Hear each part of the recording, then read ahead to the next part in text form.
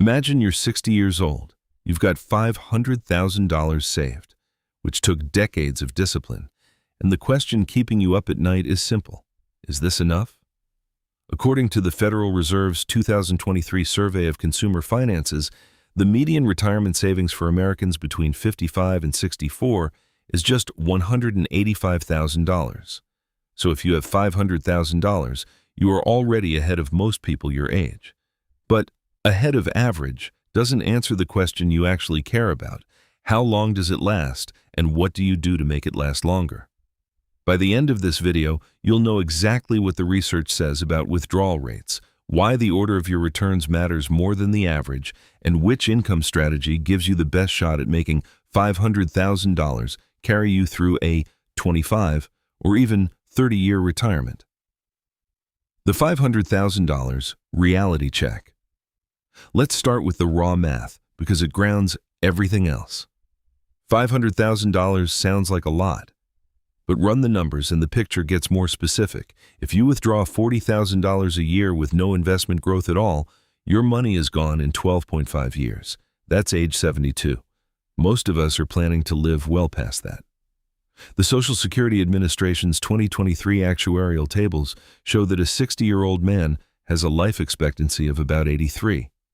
A 60-year-old woman lives to roughly 86 on average, and those are averages. Half of you reading this will live longer. That means you are likely planning for a 23 to 26-year retirement. Minimum. The raw math without growth isn't your friend. You need a strategy, not just a balance. Here's the good news. Your $500,000 doesn't sit still. Invested in a diversified portfolio, it continues to grow even while you're drawing from it. The question is how much you can pull out each year without depleting it too fast. That's exactly what the 4% rule tries to answer. What the 4% rule actually says and where it breaks down. The 4% rule comes from the Trinity study, originally published by 3 finance professors at Trinity University in 1998 and updated multiple times since. The finding: withdrawing 4% of your portfolio in year 1, then adjusting for inflation each year after, gave retirees a 95% success rate across 30-year periods going back to 1926. That's a real number from real historical data. For a $500,000 portfolio, 4% means $20,000 in year 1. Adjusted for a 3% inflation rate, that becomes about $20,600 in year 2, and so on. On its own, $20,000 a year is not a full retirement income, but it's not supposed to be. And that's the part most people miss. The 4% rule was designed to be one piece of an income plan, not the whole plan. My take: 4% is a reasonable starting ceiling, not a guaranteed floor. Morningstar's 2023 retirement research revised its sustainable withdrawal rate estimate down to 3.8% for a 30-year retirement horizon when using a balanced portfolio. If you retire at 60 and plan to live to 90, you're looking at a 30-year window. That matters. The safe number depends on your asset allocation, your tax situation, and whether you have other income sources. We'll get to those. But right now, the key takeaway is this. At $500,000, the 4% rule gives you roughly $20,000 a year from your portfolio. Plan around that number, not a fantasy of $40,000 or $50,000. Why the sequence of your returns can wreck you. Here's the concept that doesn't get nearly enough attention, and it is the single biggest risk hiding inside a $500,000 portfolio in the first 5 years of retirement. It's called sequence of returns risk, and it is not intuitive. 2 retirees can have the exact same average annual return over 20 years, say 6%, and end up in completely different financial situations. The difference is the order in which those returns arrived. If you get the bad years early, a 2008-style crash right after you retire, and you're still withdrawing money every month, you are selling shares at depressed prices. Those shares never recover for you because they're gone. The portfolio that loses 30% in year 1 and then recovers over the next decade is not the same as the portfolio that gains steadily for a decade and then drops. The math is genuinely different. Vanguard's research on retirement income confirms that the first decade of retirement is the most financially fragile period. A significant market downturn in years 1 through 5 can permanently impair a portfolio, even if the market fully recovers afterward. This is why retiring into a bear market is a specific and serious risk for anyone starting withdrawals at 60. Your health, your flexibility to reduce spending temporarily, and whether you have a cash buffer all change how much damage a bad sequence can do to your plan. The right move is to have 1 to 2 years of living expenses in cash or short-term bonds before you start withdrawing from equities. That buffer lets you avoid selling stocks at the worst possible time. It is not a perfect solution, but the data is clear.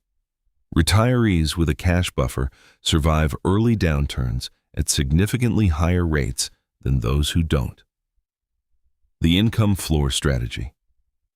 I work with people 50 and over who are planning their retirement, and the most common mistake I see is treating a portfolio as an income stream before treating it as a growth engine.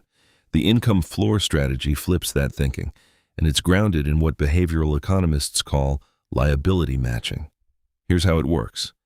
You identify your non-negotiable monthly expenses: housing, food, utilities, healthcare. Then you cover those with guaranteed income sources: Social Security, a pension if you have one, or a portion of your portfolio converted into an immediate annuity. Everything above that baseline comes from your portfolio. This way, a market crash doesn't threaten the light staying on. For someone with $500,000 at 60, a practical version of this looks like using a portion of the portfolio, say $100,000 to $150,000, to bridge income from age 60 to 67, specifically to delay claiming Social Security. That leaves $350,000 to $400,000 still invested and growing during a critical 7-year window.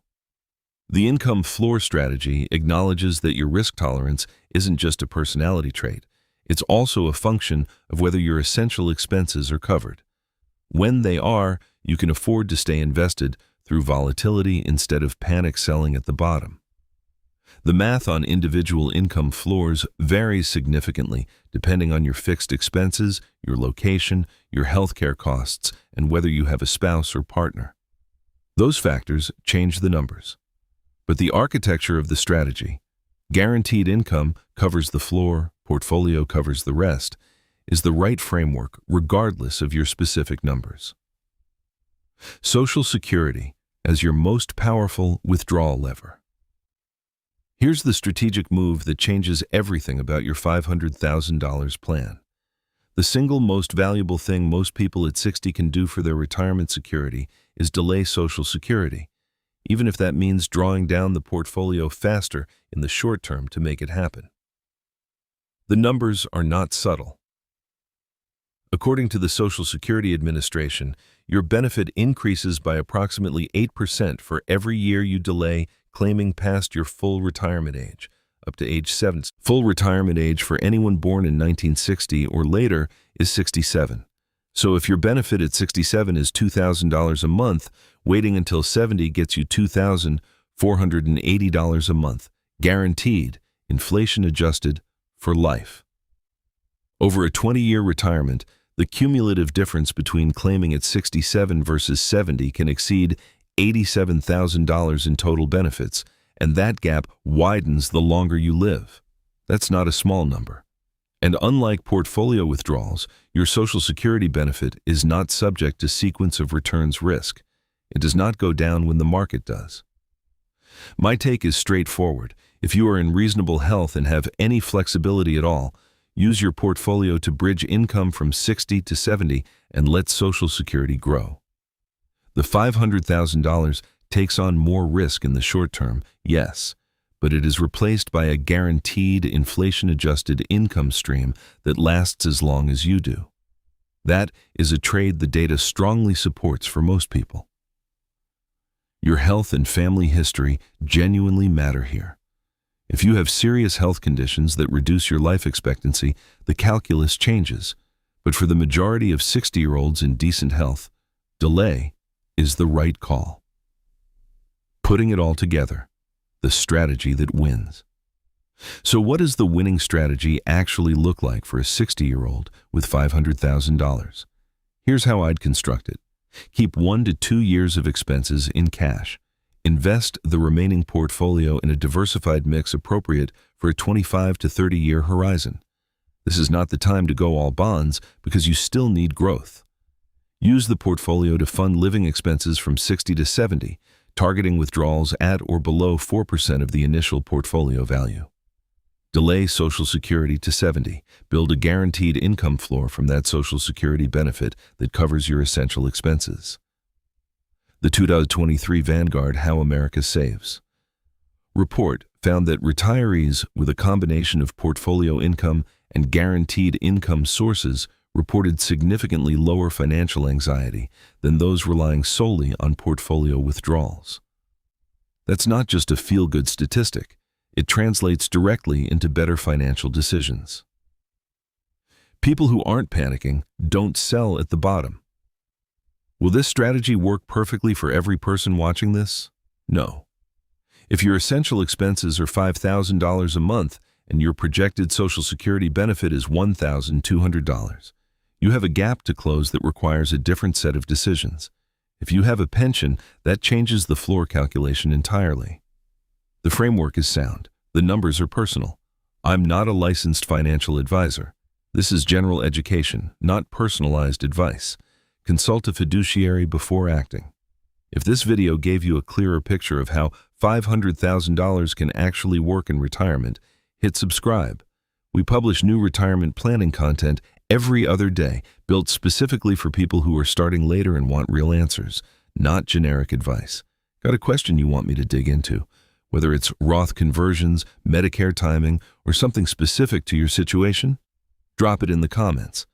I read every one and it shapes what we cover next. And next video, we're getting into the spousal catch-up strategy. There's a couple's approach that can add tens of thousands of dollars to your combined retirement picture, and most people have no idea it exists. Don't miss that one. This video may contain affiliate links. I only recommend tools I use personally.